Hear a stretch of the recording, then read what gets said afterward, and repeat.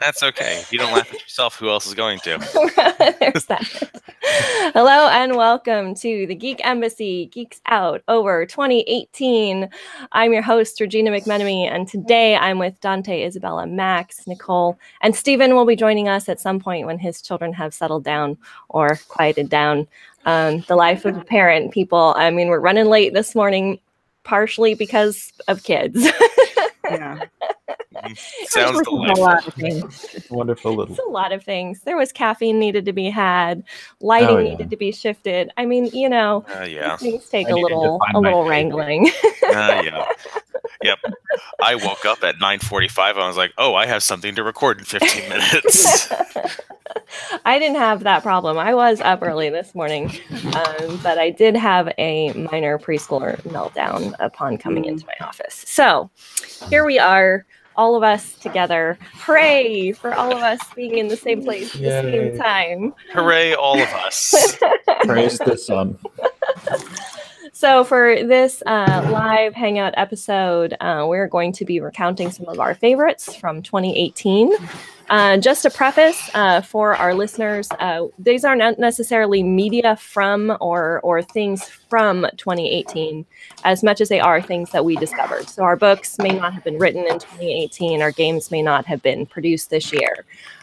Different things like that. We're pretty much just going on what we've experienced, new and exciting stuff for this year. So we're going to talk about books, TV shows, movies, games, and then we're going to have a wild card, which will probably be how we end the show, with us talking about something that really doesn't fit into any of those other categories. So that's our show. Hopefully we get some people hanging out with us here and asking some questions, and we'll see, hopefully, that happening. Otherwise, if you're listening to this on the podcast, Stephen's drinking his soda. He won't be the only one, so. You're just glad that I unmuted myself now for the soda, right? Because of the chaos of getting my family dressed and deciding that they were no longer going to cook lunch. They were just going to go out for lunch so they could go to the Nutcracker. Let's be real. You would much rather my diet stick soda. With the soda. Yeah, listening to you pop open a diet soda. For sure. All right. So where do we want to start for our review, our geeky year in review? Do we want to start with, let's start with TV shows. How about that? TV shows. All right. That's curveball. Cool. Yeah. Just, throw it out there. Let's start with TV shows. Sounds good. All right. Who's going first? You go first, Dante. Why did I volunteer myself to do that? All right. So TV shows, I'm a little bit split because I didn't really discover this TV show during the course of the year because it's a TV show that's 15 years old and I've known that it's existed. But I watched Battlestar Galactica for the first time. Nice. And that's right. I still haven't finished it. This is a pun for all of you Battlestar Galactica fans. I'm on the final 5 episodes.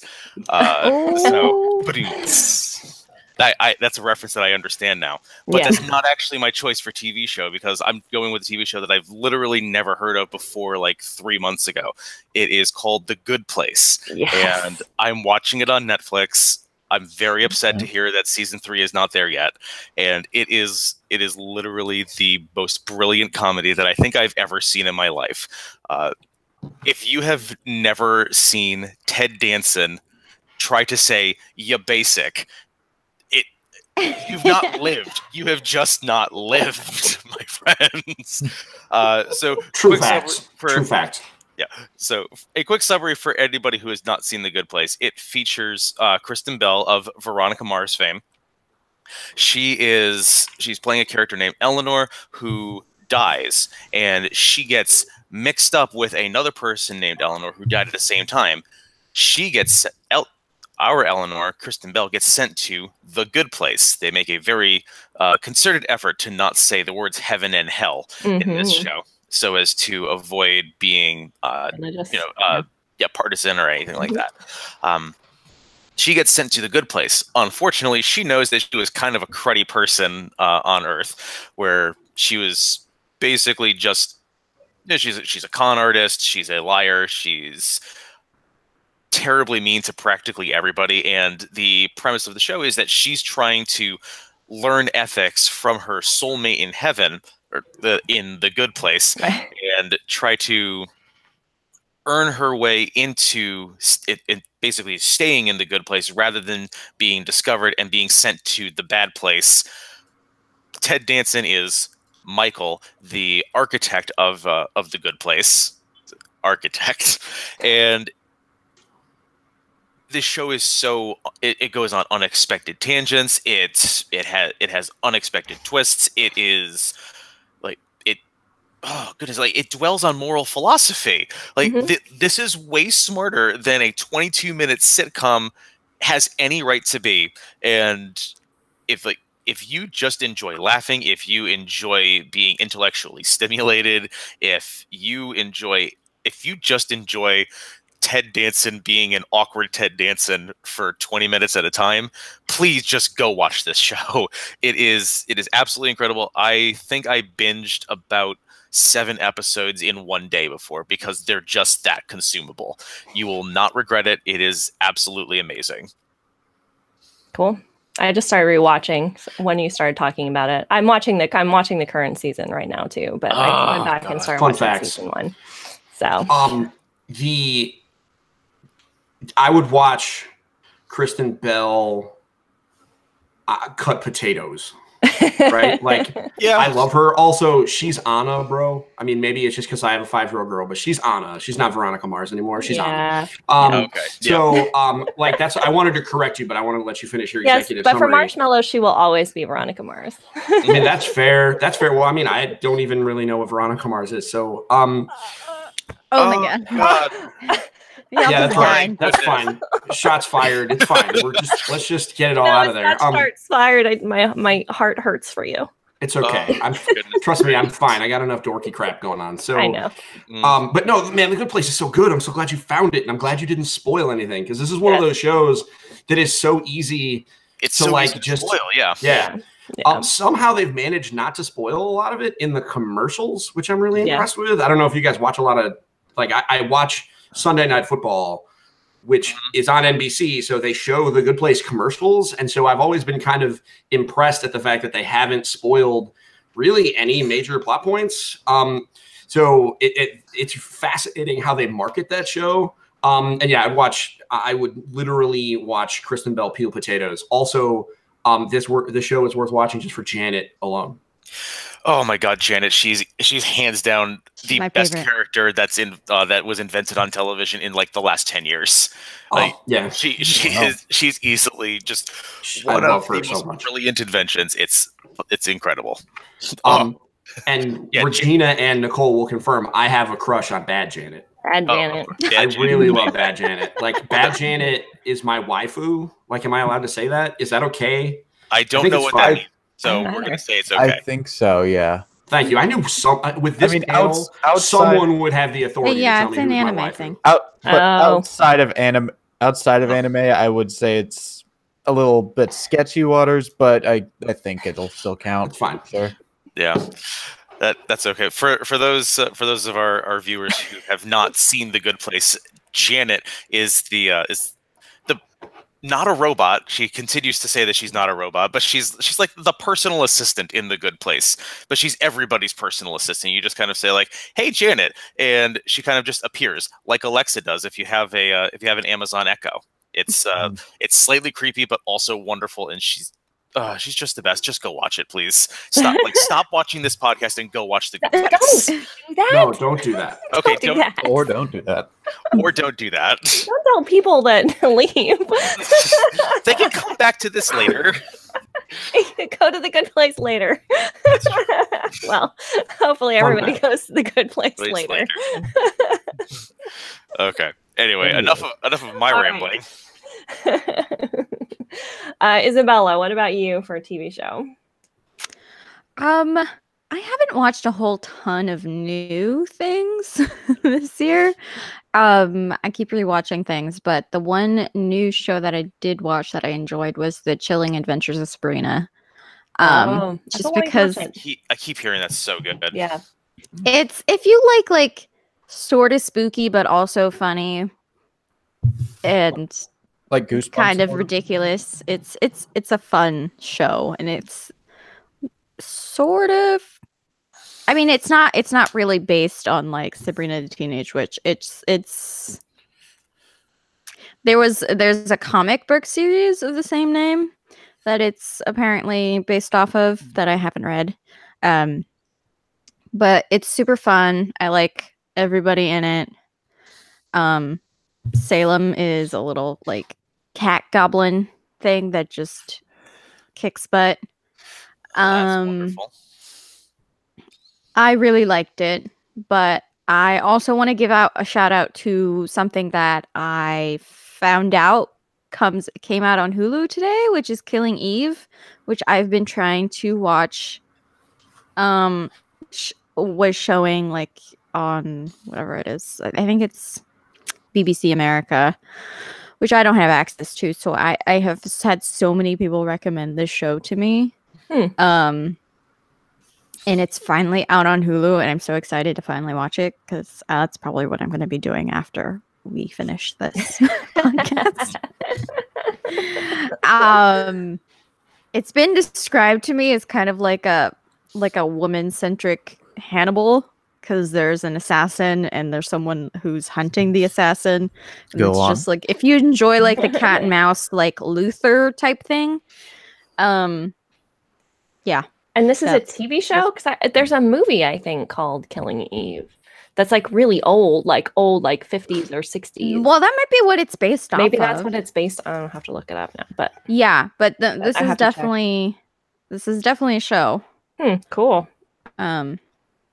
But yeah, it has Sandra Oh in it, and I nice. don't know who the other woman is, but I'm so excited. So yeah, that's it for me. Sweet. I dig it. Cool. All right, Max, what do you have for a TV show? Sorry, I was looking up Killing Eve. I can't find it as a movie. It's not a but- movie. Yeah, I'm. There's something else that's triggering in my brain that's similar enough. Eve, I don't know. I'll look it up, but you can go ahead and talk about your show. I'm trying to figure out what it is I'm thinking of. Well, honestly, I haven't really watched a whole lot of TV this year. Even going back in old stuff. I want to say the last thing I finished watching was Breaking Bad, and that was several months ago. Oof. That still counts. What We're a at trip, though. December. Yeah, I mean, I haven't been able to watch a lot of TV, honestly. That's all right. I do really enjoy the show, but I mean, I feel like anyone who's like everyone's either seen it or heard about it at this point via cultural osmosis, so that's Yeah. a little boring to talk about. Oh, what's I mean, hey, but I didn't know what Veronica Mars was, so like,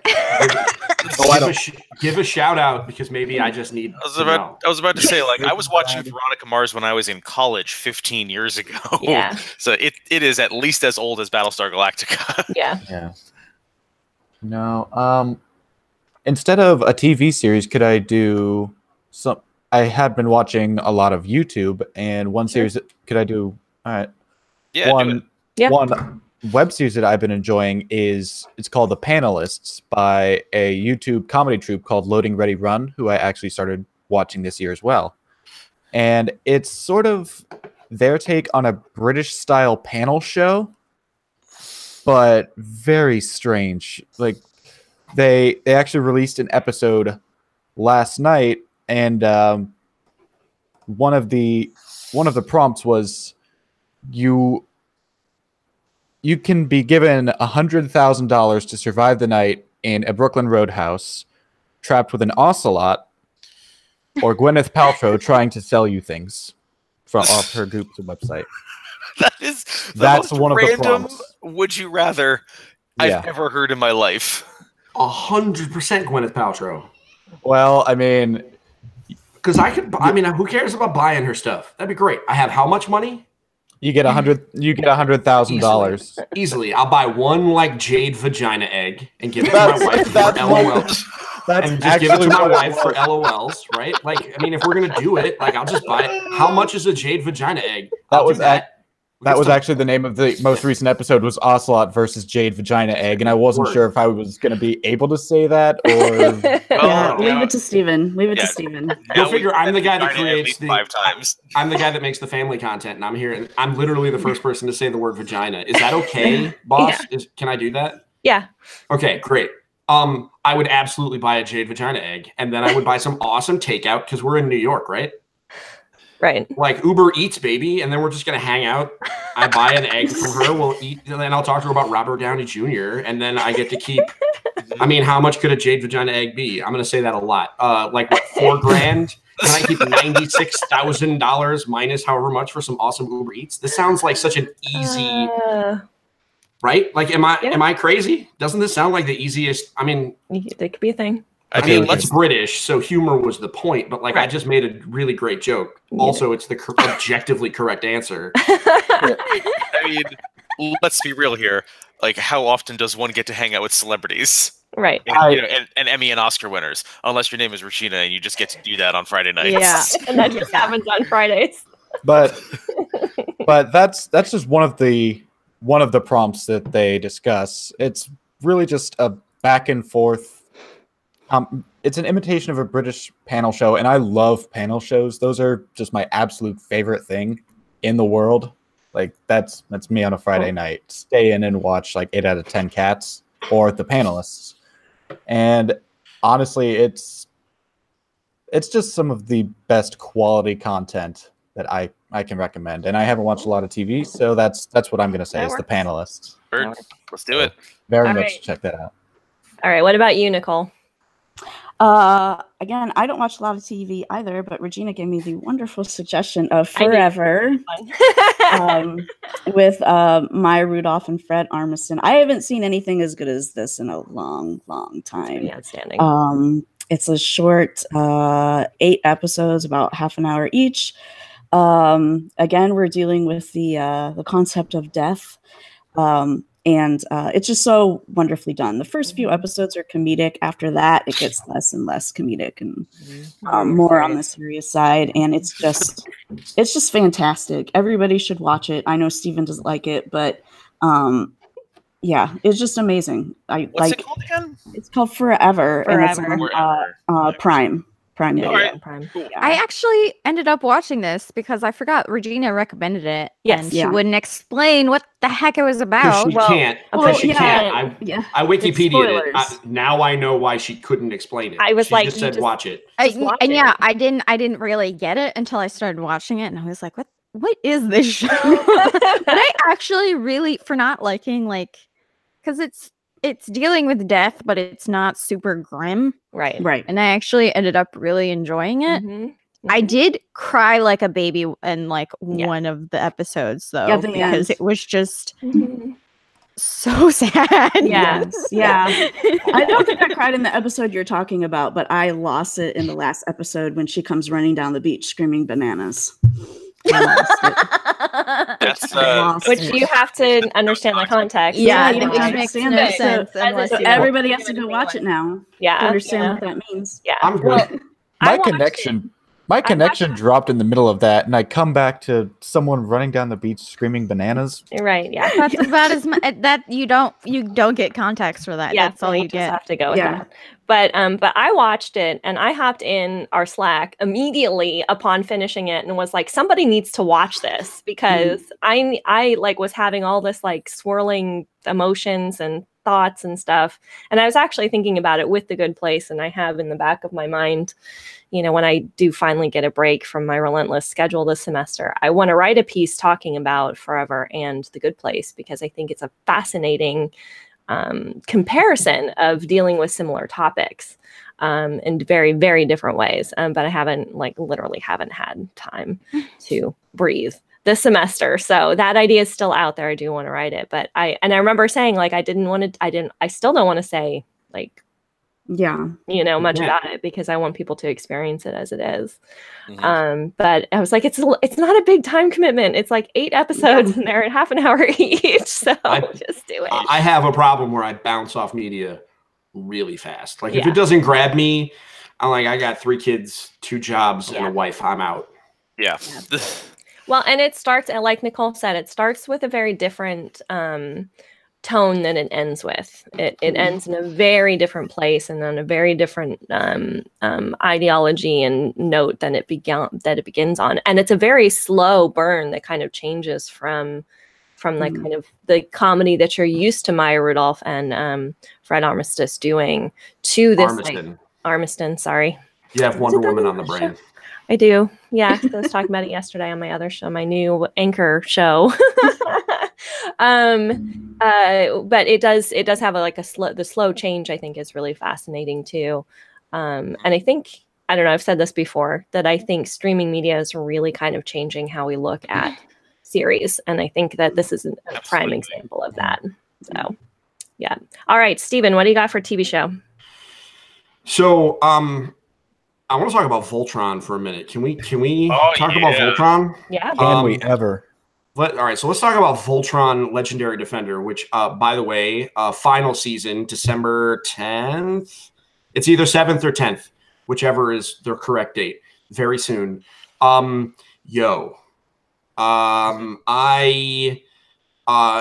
So I like giant robots. We're going to find out more about that as we go through the rest of these topics, because I'm predicting a fair number of giant robots.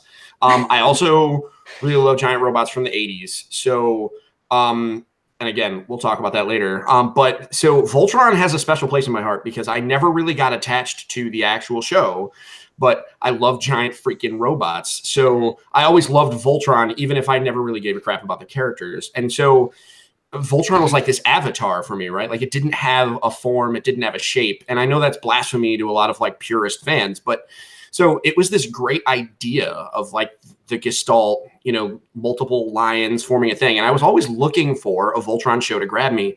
Nickelodeon had one a few years back, which actually was okay. And also its theme song was ridiculously good if you happen to like hip hop. Which I know I don't look like a guy who would like hip hop, but I do. And the theme song is amazing. And the conceit for that one was that anyone could form the head. And that was super weird. And so it had different weapons and whatnot. And it was like, but the animation was just a little off because it was a Nickelodeon thing. So everything was a little exaggerated. When DreamWorks picked it up, I was like, okay, cool. But this is like right when DreamWorks started doing their, they started doing like the limited run animations, right? This has been going on for a couple of years. I had my doubts, but I was like, I'm definitely going to watch it because #giant robots. And I have been so attached to this series emotionally.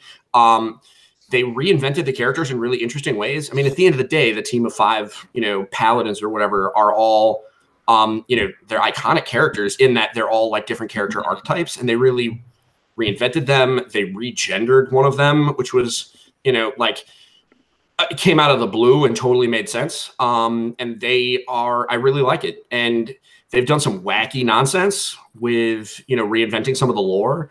And I really love it when people take lore and just punch it in the face and fix it.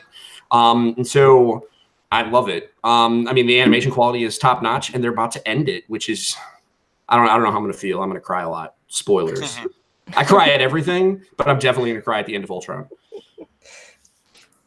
The giant robots are no more. Actually, that reminds me, I need to finish watching that. I got about halfway through, and then I was like, they're out with another season? It was nonstop. Yeah. They put out there are 7 seasons. And because what they do is this is brilliant stuff, right? And this is, again, streaming is changing the way we consume media, right? Like we would have waited like 2 years in between like 30 episode seasons that we would watch every Saturday morning. And now they're like, nah, bro, we're just going to put out 8 seasons every 6 months. And so surprise. And that seems about right. Or I meant 8 episodes every 6 months, but whatever, right? So they just did this awesome work, and now all of a sudden the show, I would stop for a while and come back and be like, whoa, there's 3 seasons to watch. It's certainly bingeable. It is, I'm gonna say it's the best serial drama / animation that I have seen since Exo Squad. Full stop. And if you haven't seen Exo Squad, you're missing something in your life. So yeah, Voltron is great. Yeah. That is my contribution to the panel, is the best thing I watched all year on television. Nice. I gotta watch that. Yeah. Yes, you damn do. I damn well do. It's on Netflix. It is. All right. And the whole set, you're gonna be able to watch it from beginning to end. Yeah. In what, a week, 2 weeks tops. All right. I like it. Cool. Cool. All right, Giant robots. I put my favorite show. I'm kind of surprised no one else said this, but it ended in May and hasn't started up again. So maybe that's why. We did do a whole series on it, though. Westworld. Nope. No? Nope. Disco. That did end in May. And we Disco. did do a whole series. Disco. Oh, disco. Disco. Yes, of course. Yes, of course. The Trekkie has to go with Disco. Yep, Disco. If only for like, I don't want to spoil it because I know I don't know how many people watched it, but there's one reveal mid-season that was literally heart-stopping, and I'm just gonna go that was like one of the best moments of TV this year. So, Oh goodness. right? I think I know which one you're talking about, and I'm just like, oh God, my heart. I know. I was like screaming at the screen when it happened. Yeah. I think it's good writing. I'm sad that it's only available on All Access because I'm pretty sure that cuts down on who's seen it because you have to pay to watch it. And I did not keep up my All Access subscription. I don't know if that was part of their plan putting it on there, but Oh no, yeah. I happily canceled the hell out of that subscription as soon as Disco was over. as soon as it was done. So yeah, I'll be picking it back up in January when it comes back. Yes, I think it's January that it comes back. I believe it's January. I think so, yeah. Yeah. Yep. So Disco will be back, and I'm putting that out there because we have to have at least one Star Trek reference. Oh goodness gracious! Always got to be one. Show. At least in the show.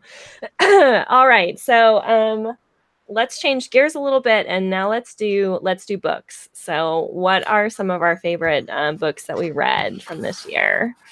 Who's really excited about a book? I am. I'll start. All right, That's Izzy. okay. Cool. Yeah. This is an older trilogy, but I discovered it's called The Alchemy Wars. Oh yeah.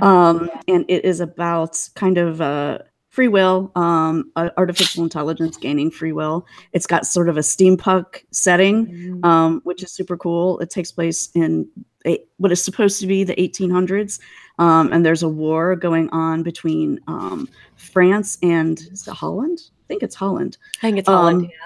Yeah, and Holland has the upper hand with all this technology. France is trying to gain the technology. One of the reasons I love it so much is because as one of the most badass female characters I have ever read, Regina can back me up on this a little bit. Yep. And you didn't even read enough to get to her full badassery. She's just awesome. It's a trilogy of books. They're probably about 300-ish pages a piece. So it's not like a quickie read, but it's kind of a little bit of a time commitment, but it's worth it. These books are really, really amazing. They're really good. Seems good. Yeah. I like it. Isabella, what did you have? My pick, I actually haven't read all that much this year. I'm just not like in the brain space to pay attention to a book. But I listened to the audiobook for I'll Be Gone in the Dark, which is about Michelle McNamara's. So for those who don't know, Michelle McNamara was the wife of Patton Oswalt, who passed away a while back. I'm not sure how far back, but before she died, she was working on a book about the Golden State Killer, who they finally caught. And that's the book is about her investigation, like just her like grassroots, just like obsession with this guy. And for someone if anyone is a fan of true crime, they probably already heard this, but I listen to so much true crime like podcasts and stuff, and this was just amazing. And her writing, so she she didn't finish the book before she died, but you can definitely tell which sections were written by her and which ones were sort of pieced together by people after from like her notes and stuff. But her writing is amazing, and like it's like chilling, like some of the things that she goes into, and I loved it.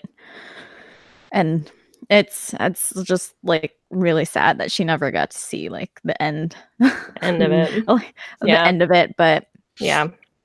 Oh yeah, that's I would really recommend the audiobook if you're a person who does audiobooks, because the narrator is really good. She really does justice. Okay. So, yeah. Cool. Seems good. And this is a plug for your local library. Probably has an Overdrive subscription, and that's how I listen to it. Yes. So you don't even have to buy it. Use your library. Overdrive. Our library has a new app too, called Libby, which will also help you kind of find things by interest. It's kind of fun. Yeah, it's kind of similar. I still like the UI for Overdrive better than Libby, because I tried to use it and I was really confused, and so I went back to Overdrive. Yeah, but it's basically the same thing. Yeah, I still have both. It's hard. One of the things that's hard in Libby is to figure out how to get it into the Kindle reader, and if you're not careful, because you can read straight from Libby, but it's using your bandwidth to do that, so it's not downloaded on your phone. And so I went to read on the airplane and was like, "What is happening? Oh, I see what's happening. Thanks for letting me know you didn't actually download this." I don't like that. I think that's one of the reasons. Like, I was trying to read a book and I was like, it wasn't working. So I couldn't figure out how to get it to actually download from Libby, which is kind of a thing. But it is good, like I said, if you're wanting to look for new things to read or to watch. It's a good point. It's good. It's good for that. Overdrive is not good for that. Overdrive is not good. Overdrive is good if you know exactly what you're looking for and you go in and search for it. Yeah, I have so many things on my to-read list. I don't really look for anything new. I just go back in my list and see like, oh, I actually need to know. No more books. Yep. No more books. All right, Dante, what have you got for books for this year? Our librarian in residence. Oh goodness. So my book came out literally 3 weeks ago.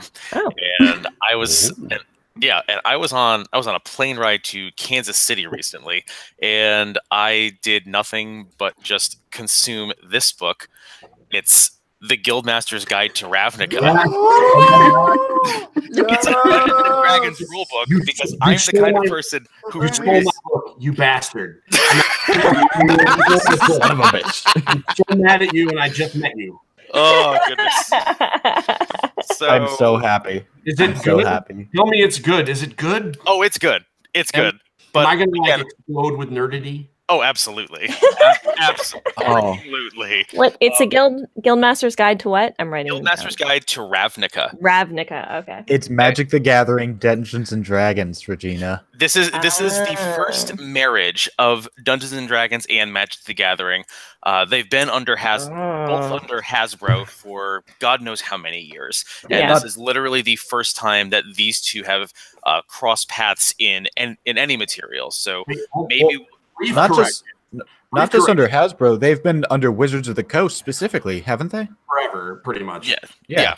But forever. One correction though. Wait, because you need to go find this, because if you didn't know it existed, you got to go. They made 3 source books for Kaladesh. Oh, really? What? The horror one. Which one's the horror one? Innistrad.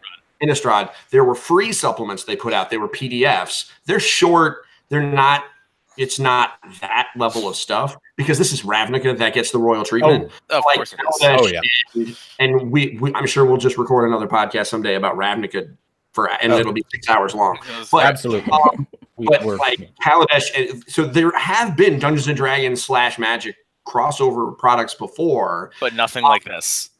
and they were generally well received. But this is like, how did it take so damn long? It doesn't make sense to me, but it makes sense that they did it this well with Ravnica, and I'm so happy that a giant dork like me actually likes it, because now I'm going to go buy it. In fact, I'm buying it now. They were designing all those master sets. That's what took them so long. For those who are uninitiated, Ravnica is one of the most celebrated worlds in Magic the Gathering lore. It's basically a giant cityscape, kind of like Coruscant from Star Wars, where you just kind of like look out and it's just city for miles and miles and miles.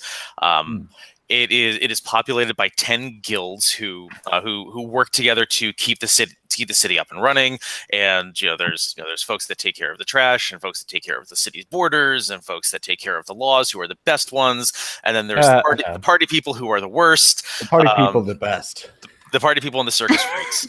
Emphasis on the freaks. Anyways, yeah. So. They work together. Magic just released their third block of sets. That's coming out right now. It's Guilds of Ravnica is the set. And they're coming back. It's the conclusion of a really big storyline, and they timed this book to be released during well, A, the Christmas season, and B, after the new set, the third return to Ravnica that we've experienced in Magic the Gathering. It is. Like, if you like reading Dungeons and Dragons rule books, which I feel like if you're watching this podcast, there's a high likelihood that you like reading Dungeons and Dragons rule books, because we're all nerds here. Go read this. It is one of the most fully realized and and intricate worlds that I feel like I've encountered in just in general fantasy. We've got it is a combined universe. I'm so glad Evan isn't here to hear me say this. It is a combined universe on the scale you're supposed to be here, so. Of the Star Wars expanded universe. Oh yeah, it has been touched by so many different people. It has been touched by so many different artists, and so many folks have had a hand in creating this thing that Magic the Gathering fans just universally love. And they've got characters in here that I've only seen depicted on tiny little pieces of cardboard, and now they're on 8.5, 11 by sheets of paper. And I'm gonna shut up about it real soon, but there is there's a streamer on Twitch. His name is Ruben Bressler. He's part of the Magic Mike's podcast, and his Twitter is at MoxRuby, REUBY, and he's got a live campaign featuring this book called The Broken Pact, and it's amazing. He's incredible. He's a fantastic storyteller. Been a Dungeons and Dragons nerd for his entire life, and he runs or he co-hosts a Magic the Gathering news show on YouTube. And it's every bit of it is just incredible. The gameplay in this book looks amazing.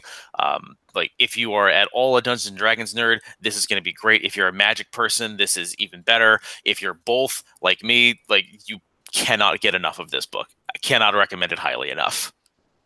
I think what's interesting about Ravnica, and why I think it actually Ravnica is I'm surprised that Hasbro has not done more with it, because the reality is Ravnica is the kind of world that you could absolutely do a TV show or a movie in. And I mean that not as a fanboy, because I was a Transformers fan, Michael Bay destroyed my world. So you would think that I would be hesitant. But no, this is they have spent so much care and effort into crafting this world that they could totally do it, and I don't think it would. Don't even bat an eye. It's so good. Yeah, it would be very hard to mess it up. Ravnica that's the plane where I think that was where Magic really got a hold of its core audience, and people were able to say, hey, I can see myself in this guild. I can see myself as Rakdos, as Azorius, as Izzet. Golgari. Everyone wants to be Izzet. No one does. No one likes Izzet. But I'm joking. I love Izzet. We're speaking English. I promise, guys. We are magic. But yeah. This is where everyone could sort of find their place and really dig into the color philosophy, the idea behind the game, what's made the game so great and so successful for 25 years. so far. Gotcha. And Also, now Shockland. we have a book. Now we now have we a have a book book. about My it. God. It's great. Anyways, we're gonna stop talking about this right now. Okay. There are other people that need to talk. Yeah, their eyes are glazing over. We might need to. Dude, their eyes glazed over as soon as I said Magic the Oh, Gathering. yeah. They're like, oh god. There we go. All right. Steven, what did you have for book? So I have two, but they're quick. Hey guys, I said I liked robots. So I don't. Most of the books that I read are nonfiction and super boring, so I'm not going to talk about them. However, I have two comic books that I want to talk about. One of them is The Vision, which is I honestly don't know when it came out, but it went because it is it's a trade of and I believe it was all in 2017. The Vision is my favorite superhero in all of comics, full stop. I cried for 5 minutes when he came out in the Marvel movies. My son actually had to check on me. He thought I was sick. Like, Vision is my dude. So needless to say, the end of the recent movie affected me in a certain way. But, Oh goodness. but that's fine. It's fine. Because everything about that movie was a lie, and we'll talk about that when we get to movies. So I'm sure we will. It's called The Vision, and it is a story about Vision building a family for himself, and his wife is named Viv, and he has a son named Vin, and I forget what his daughter's name. Doesn't really matter. And so they go to high school, and like they're robots like him, synthezoids, whatever. And so it's got. Shenanigans occur because that family should not exist, and it gets really, really dark. Like, I loaned the book to my mother, who loves The Vision also, and she couldn't get through it because it's really dark. Wow. However, it has the single best frame in a comic book that I have ever read, and it is a conversation between The Vision and a high school principal who does not want his daughter to go to school, and Vision lays out for him why he's going to do as he is told because he's the Vision, and it is worth reading this comic book all on its own, because it absolutely points out, like, you should just shut up and let the Vision send his kids to your high school, even if they beat kids up. So that's called Vision. It's on Comixology for like $13. If you go to Amazon, it's like $30. It's worth every penny. And maybe even your library has it. Shout out. Yeah. Oh yeah. Other thing that I just watched, or rather just read, and this is the most 80s shenanigans I have ever read, and it is the comic book called Transformers versus Visionaries. What? Okay, so show of hands on the podcast, who knows who the Visionaries are? I'm looking at Max and Dante. That's it. I do, but just because you talked about it before. I got don't nothing. remember, so there we I go. do not know who the Visionaries are. Sorry. Whoa. All right. I think that's because I'm an old nerd. You guys are young nerds. Visionaries were a briefly run 80s cartoon series. Basically, it's a sci-fi world, much like Earth. The sun, it has 3 suns. They eventually aligned, and it turned off technology and turned on magic. And shenanigans ensued. And they created these Visionaries. It's literally a 20-minute toy commercial. It's one of the 80s cartoons.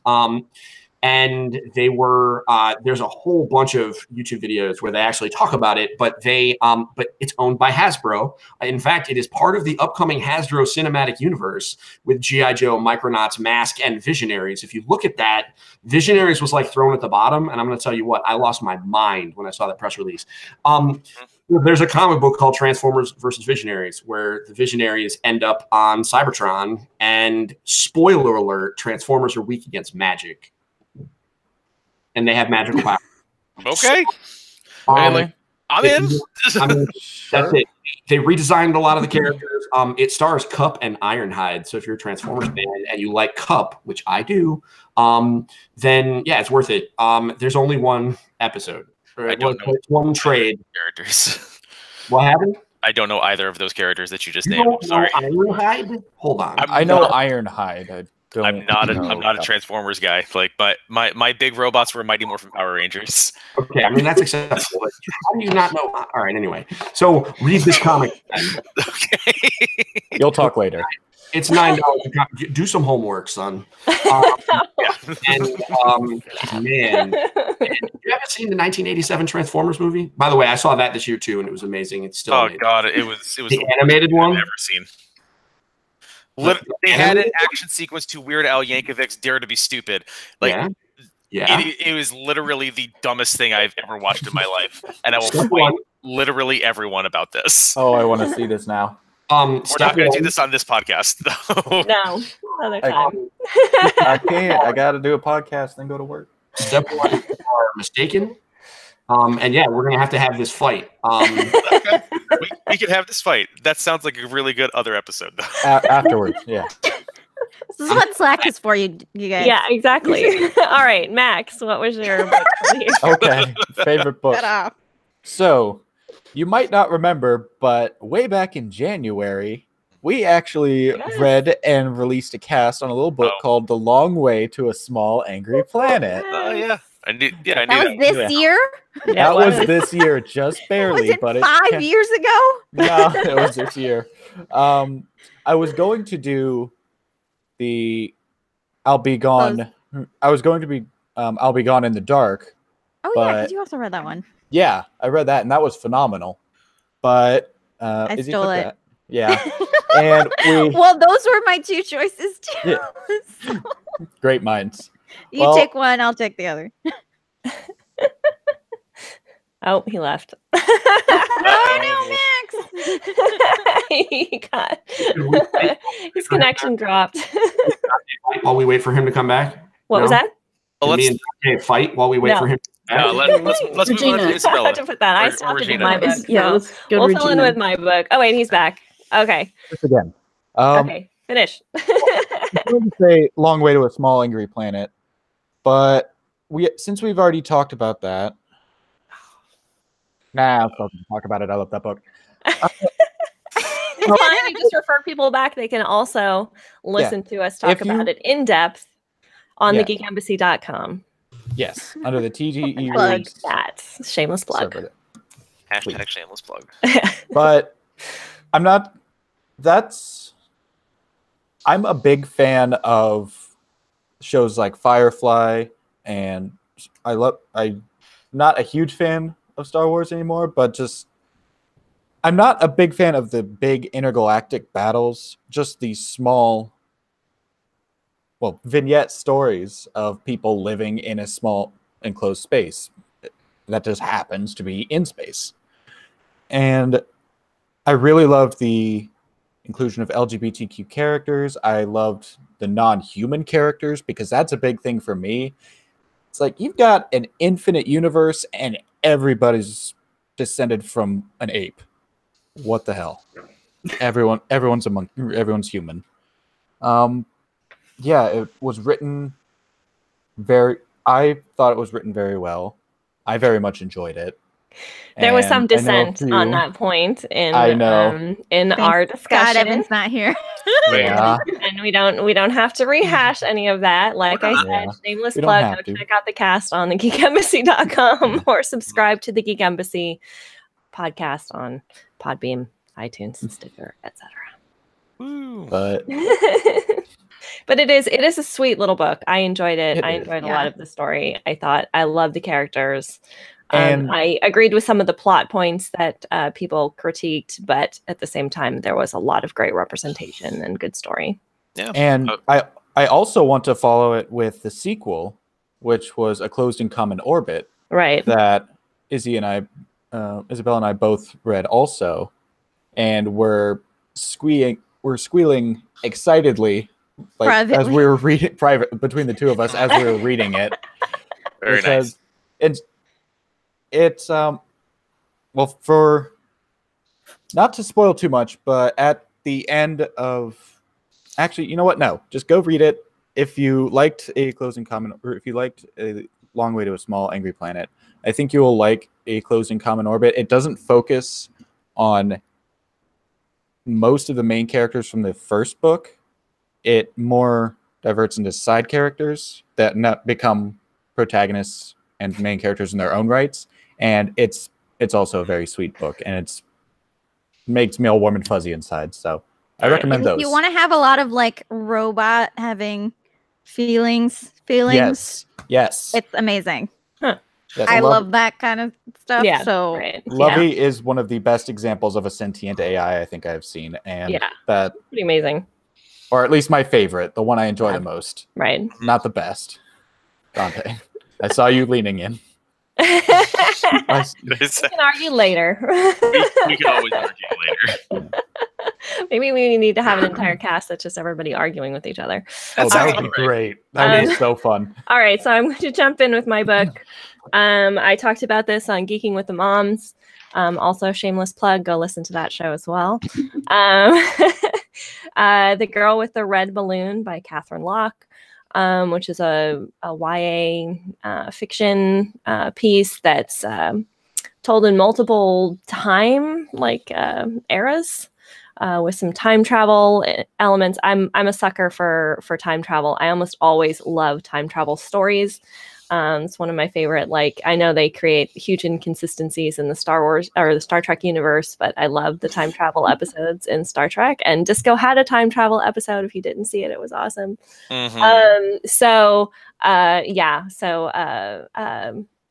I will agree with Nicole. Read it as well, and her critique was that it's got multiple narrators. Two of the narrators' voices were too close, that she couldn't tell them apart. And I would agree with that as a critique. But I think in terms of getting history involved in young adult fiction, I think it's fantastic because it deals with the Holocaust, and it deals with not just the camps, but the ghettos before the camps, and a lot of pretty serious stuff with the Berlin Wall. So it just, in a very sort of relatable way, I think, for young adult readers. And I really appreciated that. And I appreciated it myself in terms of like how the history was woven together, because it takes a bit of skill as a writer to kind of make things like that mesh. So go check it out. I'm currently reading The Spy with the Red Balloon, which is the second in the series. But I wasn't as excited when I realized it wasn't the same characters. And so it kind of lost it a little bit for me because it ends on a cliffhanger, a big one, like a giant cliffhanger. And you're like, and so I immediately went and it looked, the first book had been part of this great read that they did through our library, where they made the book an unlimited number of copies of the ebook available for the people from our library, and so I could check it out and had no problem getting to it. But The Spy was not available for like 6 months, so I went and bought it immediately. And then started reading it, and I'm like, oh no, I didn't even read the synopsis or anything. I'm like, I want to download now, go. And then I was I read the synopsis first, and I was like, oh wait, this is different characters. I'll go read the synopsis first. Oh, it hurts us. It hurts us. So I'm wondering, because it's a very similar time frame, different historical events, but I think it's very close in time. So I'm wondering if there's going to be some intersection, but we'll see. Anyway, so if you haven't checked it out, check out The Girl with the Red Balloon. All right, so let's head in. I'm doing this on purpose. I'm saving movies for our last category before our wild card, because because I know there's going to be lots of discussion with the movies. So let's do games, and let's start with Nicole for games. Okay, so I'm going to preface this with the fact that I still have yet to play Shadow of the Tomb Raider. Tomb Raider is one of my favorite series, so still waiting to see whether this will dethrone my favorite thus far. My favorite thus far is God of War, without a doubt. The series has always been good. They took it up another notch. They took it up a huge notch. The sort of dynamic between Kratos being a father and interacting with his son was really amazing. It's in Norse mythology now as opposed to Greek mythology.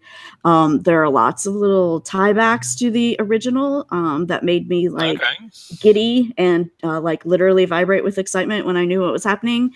And the end just had it was a fantastic ending. Make me cannot wait for the next one. But it was just amazing from a story standpoint, from a gameplay standpoint. The gameplay and controls and everything are nearly perfect, which is what you expect from God of War. But yeah, so that's my favorite, God of War. If you have a PS4, play it. Yes. Can I ask you a question, Nicole? Yeah. Because it'll give clarity to me. By the way, I agree. God of War is my grown-up game of the year. So freaking good. Grown-up game of the year. Qualified. Family gaming. I can't have God of War game of the year. So when you say the end, refer to the thing at the very end? The thing at the very end of the story. So the way the story, and that's an interesting thing about the game. They roll credits. Before they roll credits. So that's the end for you? Yeah, for me, yeah. The other interesting thing about God of War is that there are multiple dimensions that you can go to, and for the story, only opens up 2 of those. But after you finish the game, all of them open up for various, collector's item, whatnot. Main story ends after 2 of them, but I haven't gone into the other ones just because I saw like 4 new dimensions. I'm like, oh my God, I'm a parent. There's no way I'm going to be able to play through these. There are other games I want to play. So that's worth noting too, that like the story ends after about 20 hours ish, but there's a lot more gameplay that happens after that. So yeah. It's funny because I really didn't like, I was dissatisfied by the ending that you think was amazing. It's the other one that got me, because the way it worked, guys, is you play it and you do a thing and some stuff happens and then there's an ending and then they roll credits. I don't want to spoil it because it's crazy good. And then they roll credits. I actually don't remember which one was before the credits and which one wasn't. So we might be talking about the same one. I don't know. We'll have to talk about it offline. We'll talk about it later. It's so good, guys. Play that freaking game. If you have a PS4, it's required reading. Yeah. Okay.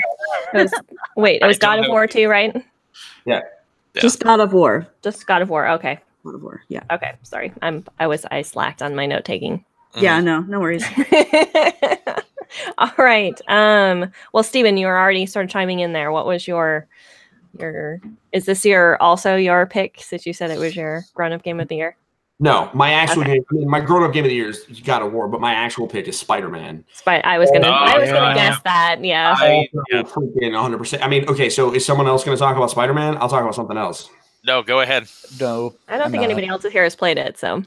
Oh I don't have a PS4, man. No, I'm not a video gamer, but I considered buying a PS4 just for this game. Borrow one. Do you have a friend that has a PS4? It's the short game. Take it. Play Spider-Man, give it back to him. You can do it in a weekend if you really push yourself. Spider-Man is freaking amazing.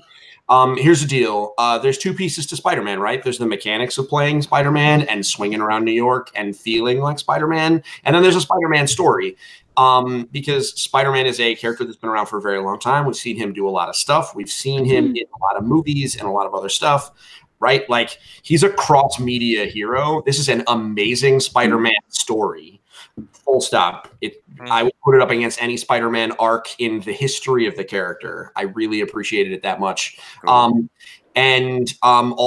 I felt like Spider-Man. I was swinging through New York City. I visited, the Sanctum Sanctorum. I climbed to the top of the Elizabeth Tower. I took a picture of the Wakandan embassy because they tell you to. You get items, right? Like, and I beat up a bunch of mobsters and I stealthed my way. This is everything that I wanted the Batman Arkham games to be, but better because Batman is garbage. Yes! I'm glad I'm not alone in this opinion. So, everything that every time I played that game, I was just on the edge of my seat, hungry. And those people who listen to Geeking with the Moms, spoilers, you should. Not even because I have no shame. I'm good with that. Is my best experience, my favorite experience with Spider-Man, and I think everyone who does this should do this, is you're on a PlayStation 4, you go into the options and you turn the music down, and then you go download the Spotify app, and then you go and you find this. You're going to find a 90s New York hip-hop playlist and play that while you are questing in Spider-Man takes a whole new level when you are swinging through downtown Manhattan and like Mobb Deep comes on. Like it's just a very different experience, and it made my life so much better. I think you might have sold me on the game on that premise alone. Right. It's so good. They did a great job, and they set it up for. We're going to be playing Spider-Man games for the next 10 years. So here's the good news: you don't have a PS4 now. That's great. You can't borrow one from somebody, which is not everybody can do that. When Spider-Man 2 comes out in a handful of years, guess what? Spider-Man 1 will still be out, and I bet you'll be able to get a PS4 pretty cheap then. In fact, there were $200 on Black Friday. So there are a few games that are coming out that I want a PS4 for, or that are already out, like Horizon Zero Dawn, and the game I'm going to be talking about. You can segue into that right now if you like. Well, the game that I have, again, I don't have a PS4, so I haven't played this. It's fine. But I will say this is probably my favorite game that I haven't played, and that's going to be Until Dawn. Sure. It's I found it around, I think, 6 months ago. It's essentially it's an interactive story where you control all the different characters and your choices have an effect on the story. But the entire time you're getting pursued by a Wendigo. So it's a group of friends out. A random thing to be pursued by, but okay. Yeah, it's a group of friends out in the mountains in the middle of winter at a cabin. Just a year after, well, certain events that I'm not going to spoil. But they're out in a cabin in the woods in the middle of winter, and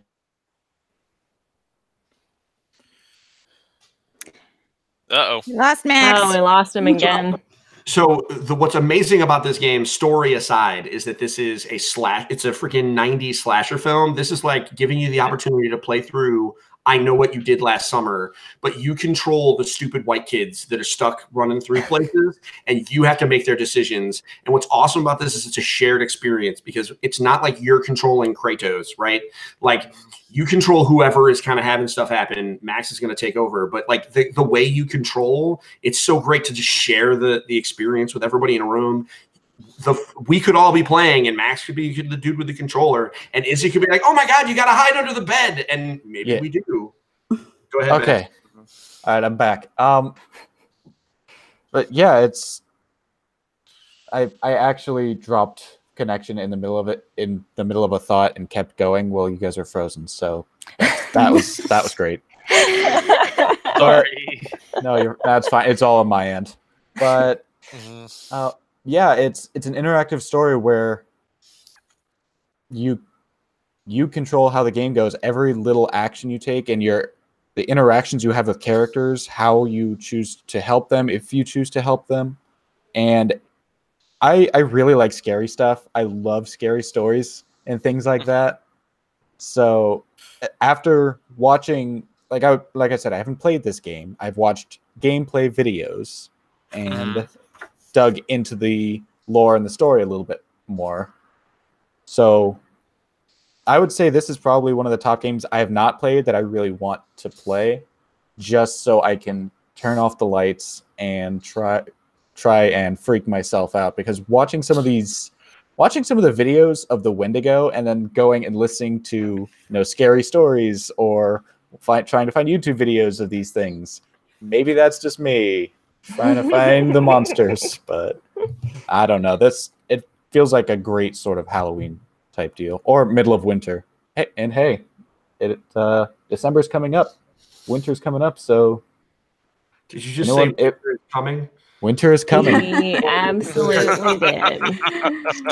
He absolutely did. All right. So, Isabella, what do you have for game? And it doesn't have to be, I mean, everybody's talked about video games. I wasn't talking about, it didn't have to specifically be video games. It could be board games as well. Then I will give a quick shout out to Pandemic Legacy Season 1, because my friends and I started that. We've only played through it once, so I mean, not played through the entire thing. We've only done like the first episode, basically. Right. we lost horribly, which is just going to make the rest of it so much harder. Yeah. Which is just how that game goes. Like, I don't think I've ever won a game of Pandemic. Oh, really? We have a couple times, but it's been rare. But I've got to say that I'm going to be kind of lame and say Pokemon Go, because a group of us at work we have like a Slack channel on our work Slack, and we work right across from, like, there's a place with like Poke gyms and stuff, and when we all need a break, we'll like take like a quick walk around. Oh, that's cool. And like go battle and go raid and stuff. And that's exactly what that game is supposed to be. Yeah, I know. Like, that's what it's supposed to do. It's pretty fun. We've met other random people. Yeah. We're just also like, there's the constant stream of people. Like, so I work across the street from a cemetery, which is a little weird, but there's a lot of people who just go through there just for Pokemon. That's hilarious.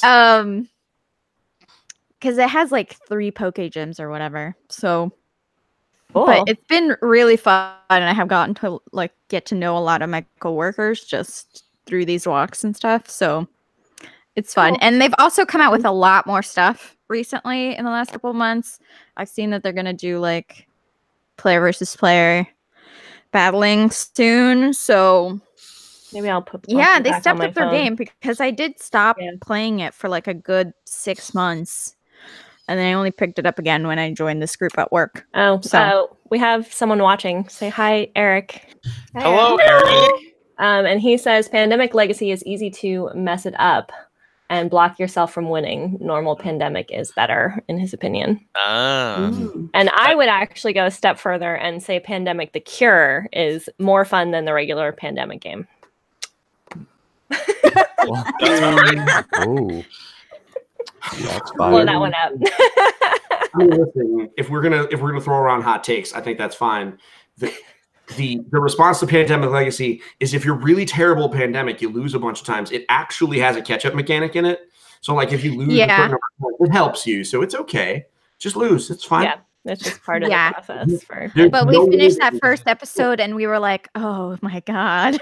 It's so much harder. Why? Yeah, and Eric just mentioned here that the Cure is fast paced. I think for me with the Cure, it's the fact that everybody can play at once and it's not this big long, like everybody going around the board taking turns. And I tend to play with a couple of mastery board gamers. Understatement of perhaps the century. And so the turns take really long because there's a lot of like planning, and I just check out and I just sit there and I'm like, I'll take pictures of the board and put it on, while we're playing. But the Cure, like you can't plan for. And I think that's, for me, it makes it so you have to like actually engage with the game, and you can't with Pandemic. However, I'm going to pause really quick because Max has to run because he's got this day job thing that he's got to go to right now. I know. It sucks. Which sucks. But I did want to give him just a really quick time to throw out his wild card, since that's what we're going to wind it up with, which is just whatever. Did we talk movies? No, he's leaving, so I wanted him to do his wild card before we. Gotcha. Yeah, because he's got to go. So just real quick. Real quick, my wild card: Grand Prix Las Vegas 2018 and SCGCon 2018 summer. I went to both of those. I did articles on both of those. Those were phenomenal, and I had a great time. I also spent a lot of money, but it was but still worth. Still worth. Absolutely love it. Check out Max's articles on thegeekembassy.com. Shameless plug. Shameless plug. Definitely go check it out because he does have some good content, and he put some content up on our Insta feed as well. So. Nice. I put up. Yes. I'm not Annie Leibovitz, so be gentle with me. Also, there is the SCGCon Winter coming up. I believe that's going to be, I think, the 7th through the 10th. I'm not going to be able to make it to that, but if anyone's out there is listening, say hi, tweet pictures at me, or tweet pictures at the Geek Embassy. Have fun. Play lots of Magic for me. Woo! So, yeah, that's my wild card. Great. Thanks, Max. Bye. Bye. Bye. All right, so Dante, your game. My favorite game. This is an old game, because and I know I'm sorry. I said because you're old. Yes, that too. It's an old game by just current standards, and I know it's old. Well, I thought it was new, but then I found out that what's his face, your boyfriend, Will Wheaton, did a tabletop episode on it. About 4 years. It's not ago. inaccurate. Close to 4 years ago.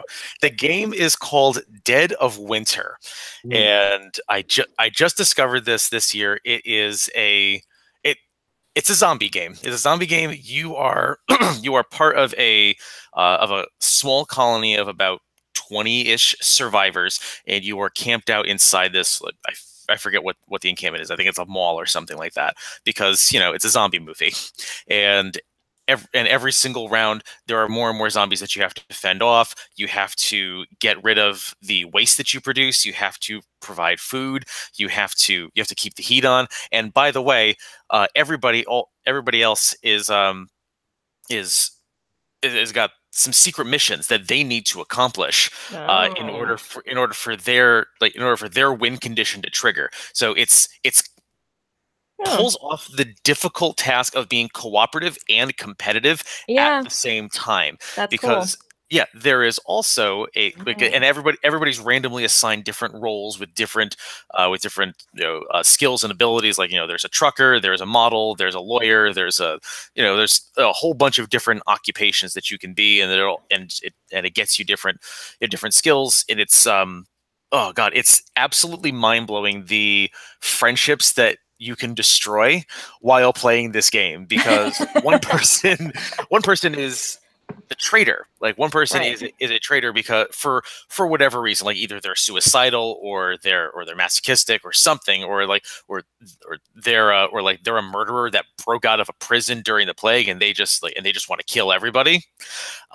So you're working together, also trying to figure out who the traitor is, and also trying to keep everyone alive. And by the way, there are zombies also trying to go ahead and kill you. It is terribly complex. It is intricate. It is an extraordinarily difficult game, and if you've got a couple of hours to dedicate to it, I would absolutely recommend Dead of Winter. It is positively phenomenal. Awesome. Maybe that we usually get one new board game a year, and I've been debating on Splendor or maybe something else, and I'm wondering maybe if Splendor. I do love Splendor. Splendor is so I love Splendor as well. But I mean, I also have Splendor, so. Oh, I didn't know that. Yeah. Oh, Well, handy. Technically, my roommate does, but Right. you know. You could volunteer him to have you bring it to game day. It's essentially what you're saying.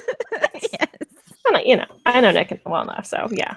All right, so my game for this year is Mario Party, which is out on the Switch, because it's become my daughter's favorite thing to play.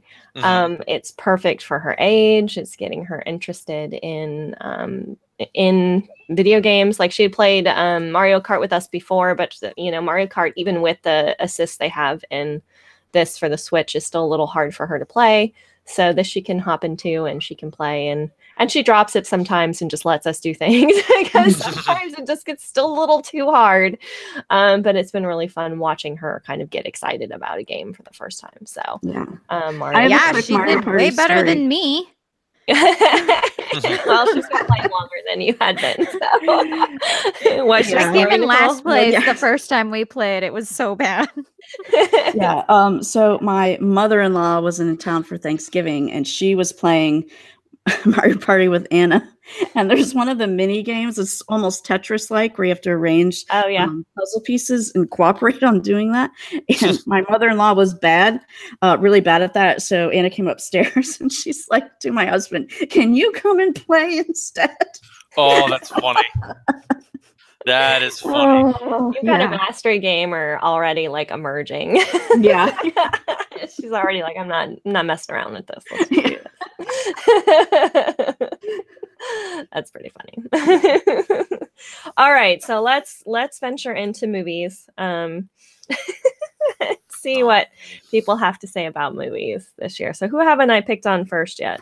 Let's see. I think I haven't picked on Isabella first. So Isabella, what have you got for I movies? had gone first already. Okay. You weren't in your name, so. Okay. So my pick, which is basically the only movie I've watched. Oh no, I watched Avengers, but that is not gonna be my pick. Ocean's 8 is my pick because I really enjoyed that. It's everything I love in a movie, which is basically there's a heist, Right. there's a ton of women, and they're just like making stuff happen. And I adored everyone in that movie. I would probably watch it like 10 more times. Cool. So if anyone wants to watch Ocean's 8, I'll watch it again. I haven't seen it. Now I'm curious. We should watch it. We should. It's super fun. Anne Hathaway is actually pretty hilarious in this. Mm-hmm. Which I haven't seen a movie with her in a while, but I adored her. But I loved everyone in this movie. Awesome. If you like comedy, if you like heist stuff, if you're a fan of the previous ones, I think it's funnier than those because they really knew like what they were going for with this one. And having a slightly smaller cast does help with that. But their justification is that 8 women can get what 12 people can do. It's easier. Like you don't need 12 women, you only need 8. Right. So yes. It's amazing. I loved all of it. So cool. I like it. Yeah. All right. Nicole, what have you got for a movie? Actually, it just came out. Ralph Breaks the Internet was amazing for the way that the Disney princesses were in that movie. I hate the Disney princesses. I loved them in this movie. Oh my god! I mean, just the preview with yeah, but that's only a teeny part of what they do with the princesses. Yeah. Cool. It's amazing. So many references that are so much fun. My daughter really enjoyed it, which is another thing. But yeah, man, it was just so good. I heard nothing but good things, and like that same kind of like, oh my gosh, it's so good, you got to go see it. Yeah, definitely. Yeah. My second place, I'm just going to throw out real quick, but I don't want to argue with people. And that is Solo. But anyhow, stop Solo. there. Oh, I actually really enjoyed Solo. Oh, okay. I can never remember which group of my friends didn't like it. So are you ready? Like I enjoyed Solo. I thought it was like don't get me wrong. It was a fine heist movie. Like I didn't think it was like anything over the top mind-blowing special, but it was a perfectly serviceable movie. It was entertaining. At the end of the movie, I didn't feel like I'd wasted 2 hours and $10. So like, what else could I possibly ask for, right? Yeah. Also, like everyone was like just tearing it apart so much that I came in with super low expectations, and I came out of it like that was actually a fun movie. I don't know what was talking about. Everybody got their panties in a wad over this. Yeah, I mean, exactly. Seriously. Yeah. I mean, like people will get upset about everything. Yeah. I also love Rogue One, and people got upset about that one. So whatever. Yeah.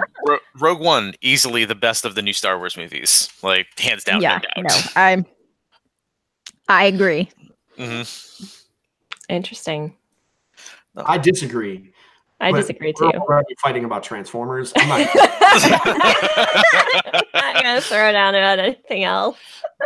I'm not emotionally invested enough in Star Wars, being that I just watched them all like in 2015. So I hadn't watched them. So I actually haven't seen Solo. So and the reason was just it was not because I was opposed to it. It's just like I didn't care. Right? Like that was the problem. Is it didn't do enough to make me give a crap. Yeah. I just rented it from Redbox on like a random weekday night or something and just watched it. Yeah.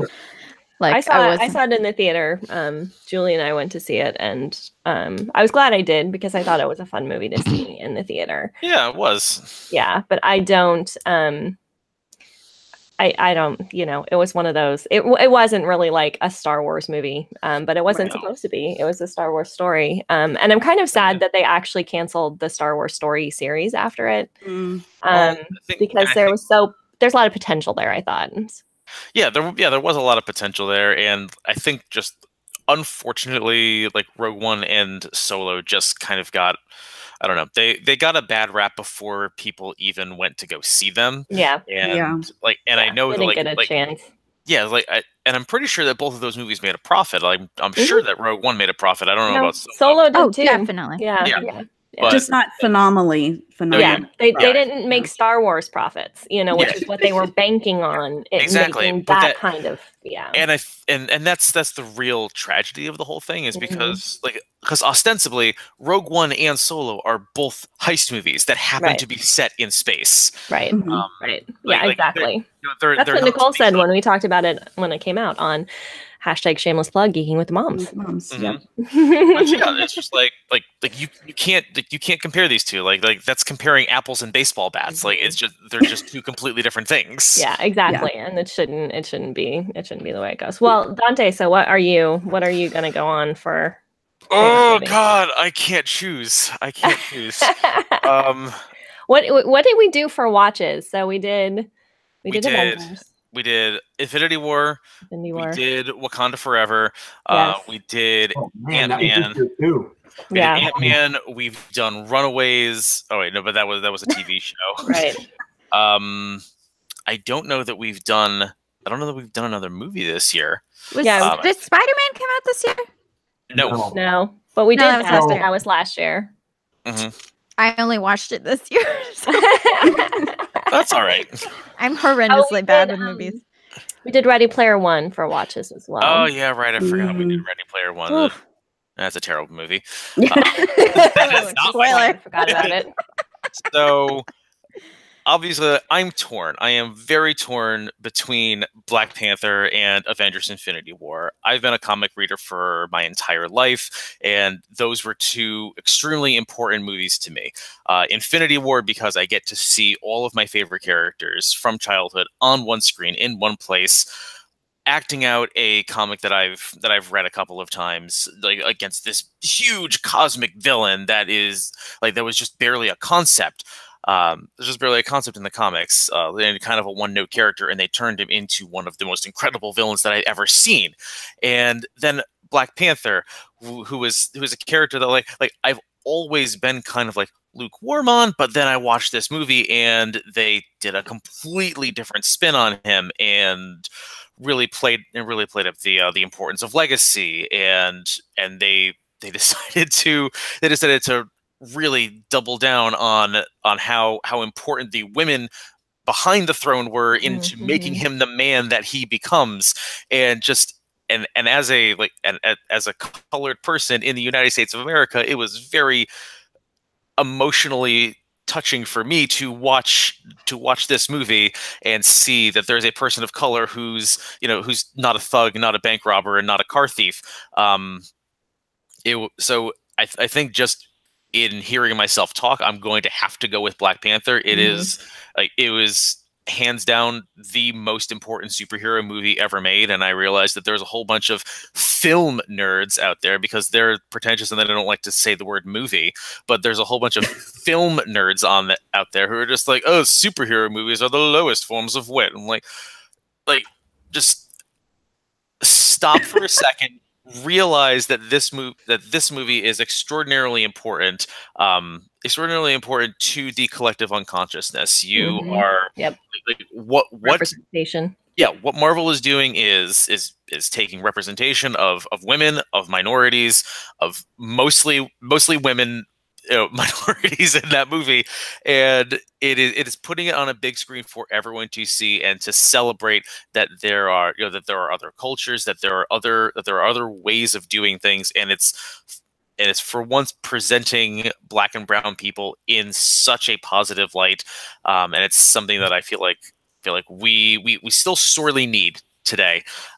It's an emotional movie for me. It is on Netflix. If you haven't watched it 17 times already, like I have, you should probably get on that, because it's free. It's on Netflix now. You literally have no excuse. So Yeah. that's what I'm going to go with. Black Panther has to be. Black Panther was my choice as well. And it is in part because of the status it's going to have in terms of representation. Also love the fact that they were so careful with how they represented the tribes and doing like true to Africa representations of clothing and tribal rituals and jewelry and hair. I mean, like, if you dig into that movie, there's so much that they did that was, you know, respectful and attentive, and brought it up in my women's studies class when we were talking about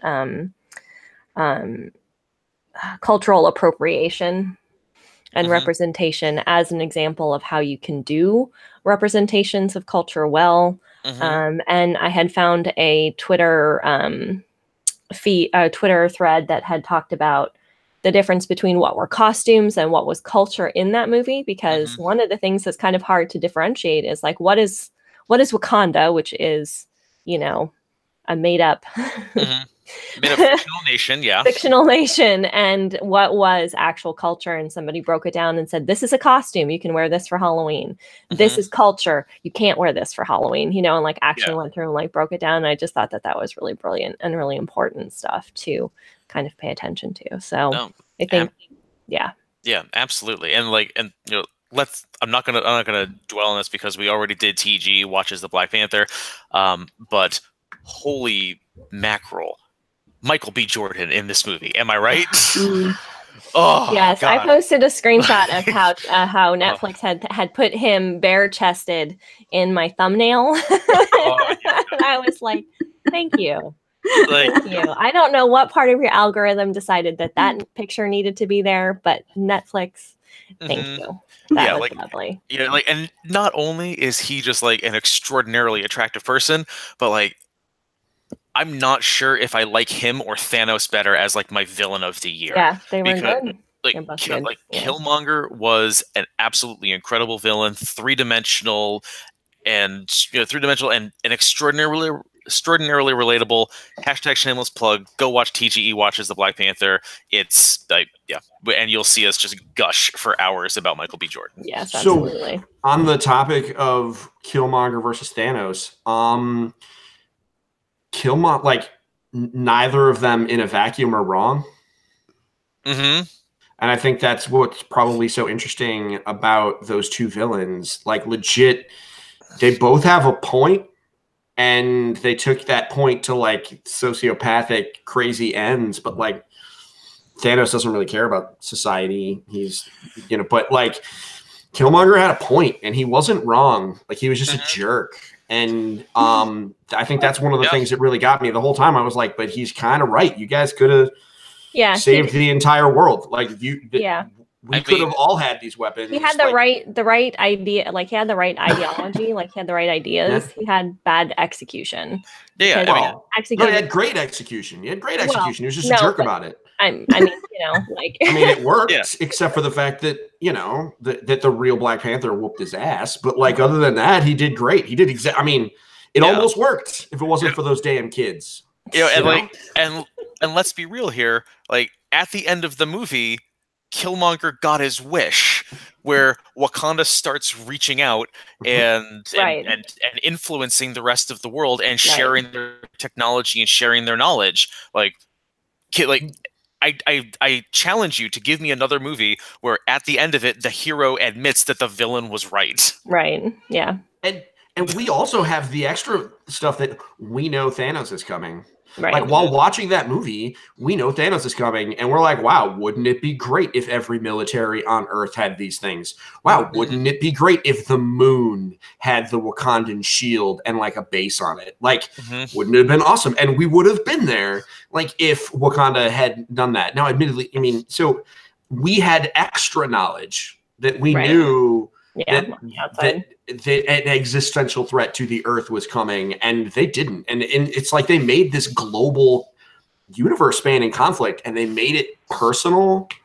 And that was, you know, it really felt like a personal fight, even though, like, we knew, like, really the fate of the universe was in the balance, even though, I think that's one of the best kind of comic stories you can have. They really kind of took it and just made it. So Eric made a quick comment here. He says he's on the fence about Thanos, but he thinks that Infinity War 2 will reveal more about Thanos' motivation. Might give us a little bit more depth about who he is. All right, Steven, what's your movie role? I'm sorry, I'm trying to keep us like go. Long. You know what? I'm just gonna say Infinity War. Okay. And part of that is just to give Dante put a lot of words into the universe, and I agree with everything he said. The real thing that I appreciate about Infinity War is there are a lot of people who spent 10 years going to Marvel movies and getting engrossed in comic book culture, etc., but they never really knew what we know, which is until the story is over, anything can go. And so they finally saw, like, this is what happens at the end of it sometimes, dude. Like, and so, like, my mother called me and was like, I can't believe they did that. And I was like, what do you mean you can't believe they did that? This is a comic book. And she's like, but you told me all these rules. And, and like, because I've been telling her forever, so if you don't see a body, they're not dead. And she's like, but there are no bodies. I'm like, but this isn't the end of the movie. This is a 6-hour movie that they cut it at.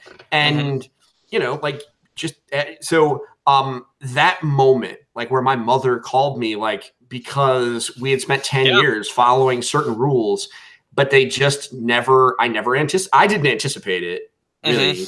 I didn't. And so they showed real, like, this is how comic books work. That it's the end of an issue, and Wolverine's getting his freaking claws ripped off of him, and peace. Like, this is, admittedly, that wasn't the end of an issue. Don't at me, anybody. But you know what I mean? Like, this is the thing. Also, everything they told us was a lie. I believe nothing. Yeah. None of that is real. My complaint. That was my complaint about it in general. So. Well, I mean, I don't know if that's a complaint. I'm excited. What it means is nothing is done. I don't believe anyone they showed me is dead is actually dead. I don't believe none of it. None of it is real. It's all a lie. Lies. Loki and Gamora are both gone. I am absolutely positive of that. But anyways, wander down this. Listen to the Geek Embassy watches to hear us argue about this point too. You might be right, but until I'm proven that it's a lie, it's a lie. All right, so let's wrap up real quick. Well, because I think we already discussed our wild cards before we started recording, and I know that the three of us have the same one. So I'm going to say we start there. I didn't hear any of this. I was dealing with children. I'm going. GeekGirlCon. GeekGirlCon is always the most amazing convention to be at for numerous reasons. This year was very special because the three of us got to talk about Game of Thrones, which was a ton of fun, even though being on the freaking main stage. Very nerve-wracking. I know. Nicole came in. She's like, I'm freaking out. Yeah, I know. Because like I was nervous enough. It's been a while since I spoke. I used to speak all the time, and it'd been like 3 years since I did any speaking. And Regina's like, "We're on the main stage." I'm like, what the? Oh my god! So I spent most of the time before we started speaking, hanging out in the DIY Science Zone with my daughter, watching her very adorably hold a bunch of bugs, which is always a lot of fun. So, but next year, it's awesome. Next year we'll have both our girls there because I'm definitely going to bring, because I was like, oh, it was the first time I've been at a con where I was really like, she needs to see this because this is like, it's so well done, and it's so much fun. Steven, you need to come and bring Maggie. Because it's so much easier for me to get there. I mean, where is it? It's in Seattle. Maybe we can start a GoFundMe or something like that. At least I can crash at your place, right? So we can have Maggie and Anna do nerdy crap. Yeah, for sure. I'm totally crashing your house for PAX West, by the way, just in case you didn't know yet, but I'm just telling you. You hadn't gotten the memo. I wanted to say the Geek Girl Con's always the best. And I don't know if you guys saw, but Andrew just sent the audio, and pictures that he Oh took. no, I didn't see I that. just got that email. Yeah. Yeah, so I just got that email. So I'll be putting those up and hopefully see if I can get my act together this week and get them up and get them out for us to listen to on the site so everybody can go listen to us geek out for an hour about Game of Thrones. So Isabel and I were both also on 2 other panels. I was on a panel about podcasting, which I absolutely loved. It was a great panel. I was really honored to be included, although I was like the veteran podcaster there because everybody's like, oh yeah, I started a year and a half ago. And I'm like, oh, okay, I started 6 years ago. It was a lot harder to figure out how to podcast. Yeah. Wow. Yeah. Yeah, So- because I start like when I was at IGN, I started Girl Fight, and that was in 2010. Yeah, see, that was even 2010. before me. I started in Yeah. 2012. The spring of 2012 was when I started Game on Girl originally. So yeah, I felt like I was like, okay, well, here we are, and I'm okay. But it was really cool, and I was on one for Geeky Moms and talking about like how we managed to keep our geeky interests and do our like kind of side stuff as we continue to be moms, which was full of a bunch of really interesting women who are also moms. It was a very interesting panel. It was an interesting panel. Yes. A story that we're going to hear off the air. Yeah. I'm going to ask off the air. There are lots of rabbit holes that people went down in Oh, that yeah. panel. There so was- that was Arguably, almost too many people on that panel. there were Yes. there were two Yeah, there people was. on that panel, Yeah. and I think she just wanted to include all of us who had shown interest, and so which I appreciate.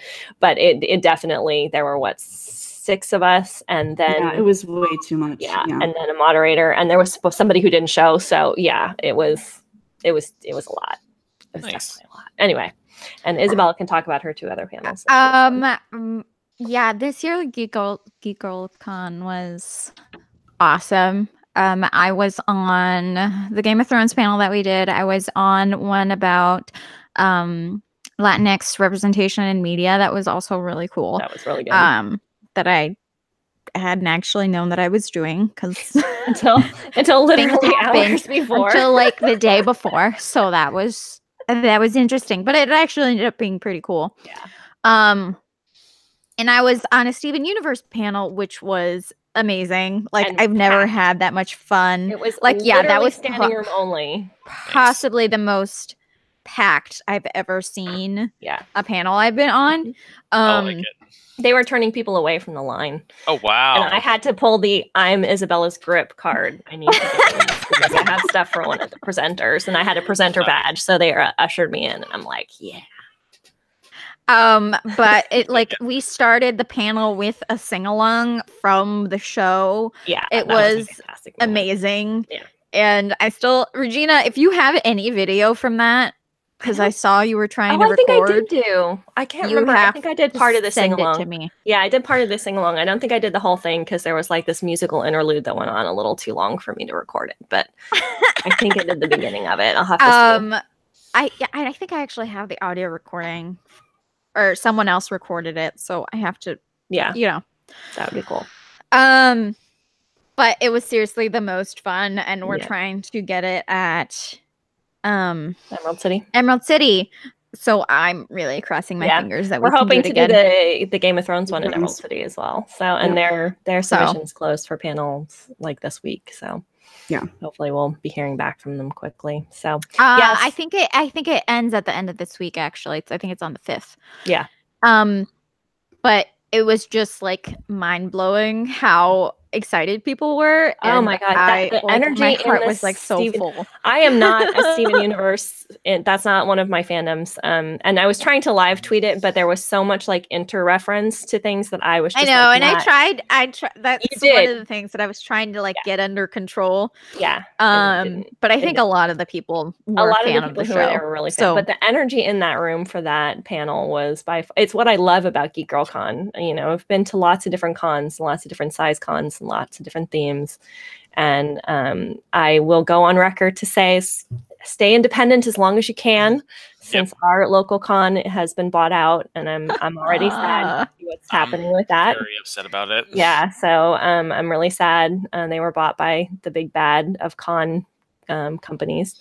Mhm. So we'll see how that changes things, because we already saw evidence of that this year. at Rose City. So that was kind of sad. So I'm really hoping that Geek Girl Con manages to stay independent and doesn't get swept up in that, because it definitely changes. And I hope so. Yeah, I hope so too. I think it will, just because of its mission. Well, but, it's never like expanded, because it could easily do a 3 or 4 day thing.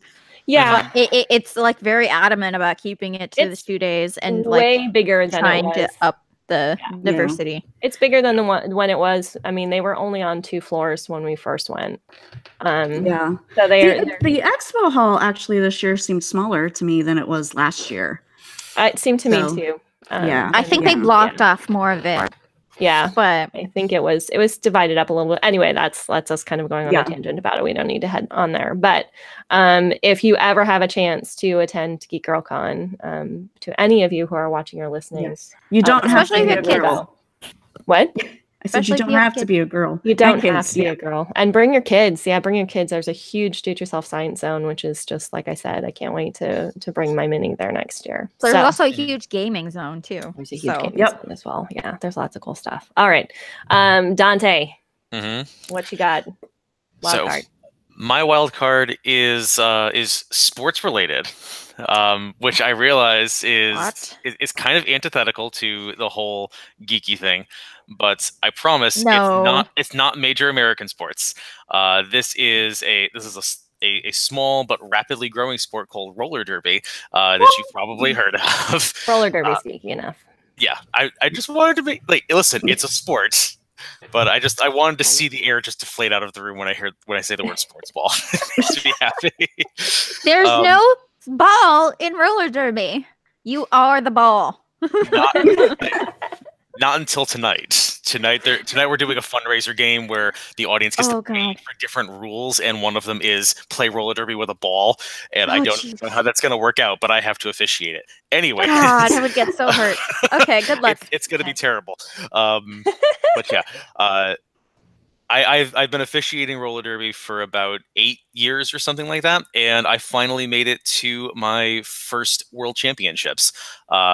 I didn't get to make it to World Championships for the women, but I did it for men, and it's an international championship. We had teams from the United States, from France, from Britain, from I think Scotland as well, and one team from Mexico, and at least 2 from Canada, all come to Salem, Oregon, and compete for the International Roller Derby Championships. And I was on the bronze medal game, and I was really excited about that. It was a justification of a lot of hard work and literal blood, sweat, and tears that I have put into this game, as well as 4 knee surgeries. So go me! Yeah. But it is,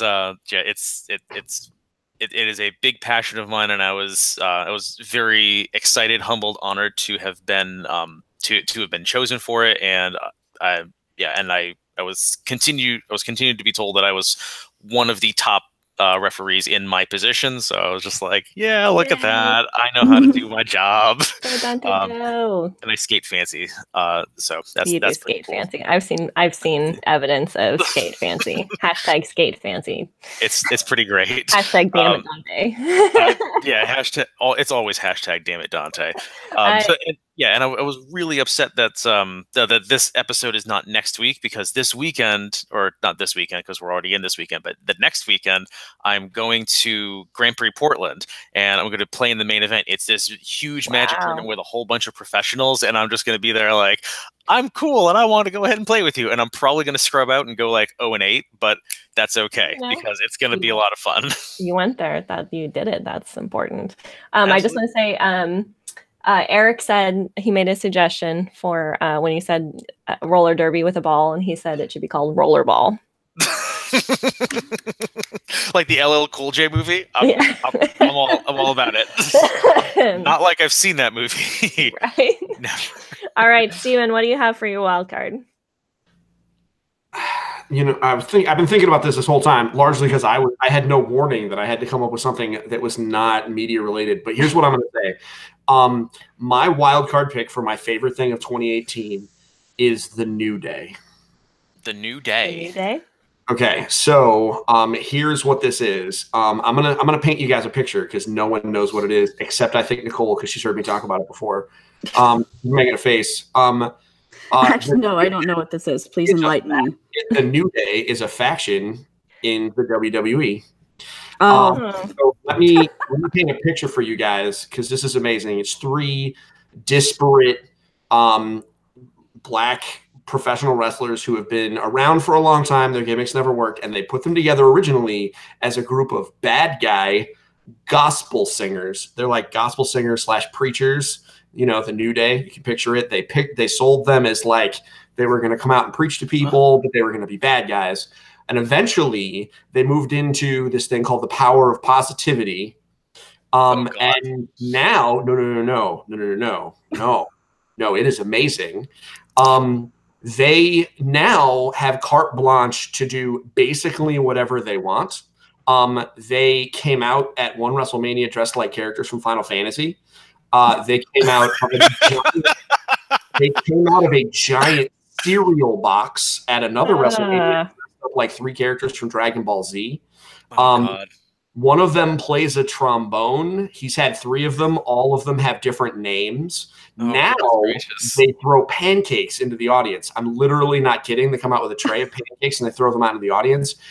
They can do whatever they want. At one point, they drove one of the old-timey ice cream bicycles with because they were trying to get people to want them to do an ice cream. They've had a cereal called Bootios. I'm not even kidding you. They are grown men who come out in rainbow unicorn horns.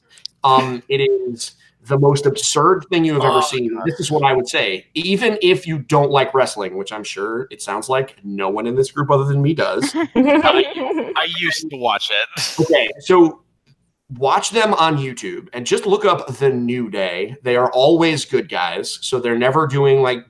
And they are 3 men who are absolute best friends that get to travel around the world and do really stupid crap. And it is so joyous to watch them. Don't even watch their matches. I don't even care about their matches. Their matches are great if you like wrestling. But like just watch their entrances, their intros. They love playing with kids. Literally every time I watch wrestling, all I want to do is see what the New Day did. And they have super cuts of all over the place. And also... one of the guys has a YouTube channel called Up, Up, Down, Down, and they all often appear on it and talk a lot of trash. So that is my wild card, and I think everyone needs a little bit of joy in their life. Look up a New Day entrance. You will understand why I love it, and then you'll learn a little bit about me, because I love absurd bullshit. And they are delightful. They throw pancakes into the audience. It's called Pancake Power. Right. There you go. That's my wild card. It's the New Day. That's good. Sounds awesome. All right. I like it. Well, thank you guys. Thanks for hanging out with me today and sharing your favorites from 2018. I'll have a write-up going up with your homework is to send me links for everything that you talked about today. That you would like included on the post. Just a couple of like really quick things for the Geek Embassy that I want to close with here. And Eric said, thanks for the hangout. Thanks for watching and talking to us, Eric. I always appreciate when we have at least somebody out there while we're live. So really quick, I have asked Nicole to step up as managing editor for the Geek Embassy, and she agreed, thankfully. Yes. Thank God. On exactly what it is. I know we have to talk still about what that means exactly. But what I'm hoping is it's a little bit more sanity for me, because things are just a little overwhelming for me right now. So she's going to come in and help us with some of the content and maybe some of the cat wrangling that needs to happen with some of the people who make content for TGE. Don't look at me. I was trying not to look. I was trying to look at my window, so I didn't look like I was looking at anyone. Also, we are looking for someone also to help with social media on the Geek Embassy. So if someone would like to come in, all of the positions at the Geek Embassy are unpaid, but I'd like somebody who could drive a little bit more content to our Facebook page. So if someone is interested in social media experience and gaining experience running a brand, we're looking for someone to help with that. I give great reference. That's the one thing that I can give to everybody who contributes to the Geek Embassy. Someone who is in this hangout right now can attest to the fact that I do indeed help people get She jobs. found me my job, so I did. Yeah, that's no right. I complaints actually here. found the job post for Isabella, and I was like, you need to apply for this. And when they called me, I stopped my car and pulled over on the side of the road and talked nonstop Oh, for that's 25 minutes about how awesome she was. And yes. And then so, Thank you, Regina. You're I am welcome. eternally grateful. yes. So I do love it. actually, this is what I try to help with. I do try to like, I mean, make I this am also your on-call babysitter. there's that too. So, Yeah, but she's got kind of an in here. So yes, there's that. I like it. And one of the new things that that I didn't talk about for 2018 is that Stephen and the podcast panel I was on actually talked about Anchor FM. And so Stephen, Nicole, and I all have our own Anchor FM podcast now. So mine is called Game On Girl on the Go. And I'll be recording from my car, talking about Game On Girl and gender and gaming. Nicole is doing a rundown of dun dun dun Game of Thrones. Thrones, Geeky yes. Thrones girl. Geeky Thrones girl. I just wanted to toss this out real quick. Lots of people don't watch the show because they are uncomfortable with sexual scenes. So what I'm doing is I'm giving a rundown of the plots of all of the episodes so you can skip all of the being uncomfortable because I'll just say there's a brothel scene and move right on. So It's amazing. I'm actually I bounced after one episode and now I'm totally in the audio drama that is Game of Thrones as narrated by Nicole. And Geeky Thrones girl. I mean, there's really no one better to tell you it. Because there really is. It's true. Like, if you want an expertise, we've got encyclopedia. Yes. Of it. Yeah. And Stevens is called the EFG Daily Commute. Yes? Yeah, it's called the EFG Daily Commute. EFG Daily Commute. So go check that out. Also check out everything on Engaged Family Gaming. And we're going to all be working more closely together between our two sites in the next year. So keep an eye out for all of that.